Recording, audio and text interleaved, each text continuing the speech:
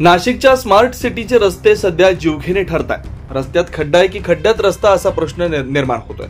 प्रभाग क्रमांक 23 मधील मुख्य रस्त्यांवर प्रचंड खड्डे पडले।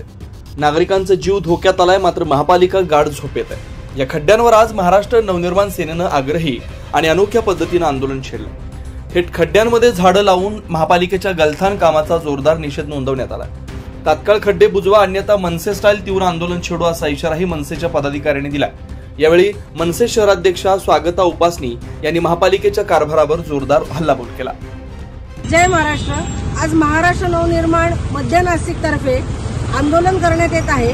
आंदोलन कशाचं आहे तर मनसे स्टाईल आंदोलन आहे खड्ड्यांचं।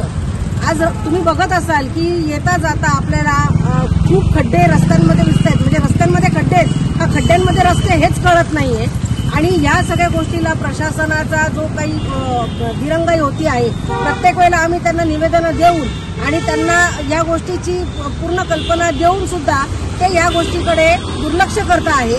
त्यामुळे महाराष्ट्र नवनिर्माण सेनेकडनं आम्ही सातत्याने या गोष्टींचा पाठपुरावा करतो आहोत आणि नक्कीच या सगळ्या गोष्टी ज्या दिसत आहेत, तुम्हाला खड्डे जे दिसत आहेत, त्या खड्ड्यांमध्ये आज आम्ही वृक्षारोपण करून आज या महानगरपालिकेचा धिक्कार आणि या लोकांचा जो काही फाजीलपणा चालू आहे त्या गोष्टीला कुठेतरी आळा घालण्यासाठी महाराष्ट्र नवनिर्माण सदैव तत्पर आहे। जय हिंद, जय महाराष्ट्र। नाशिक शहरात स्मार्ट सिटीच्या नावाखाली सुरू असलेल्या निकृष्ट दर्जाच्या कामांमुळे रस्त्यांची अक्षरशः चाळण झाली आहे। प्रभाग क्रमांक 23 मधील मुख्य रस्त्यांवर पडलेले मोठमोठे खड्डे नागरिकांच्या जीवावर उठले।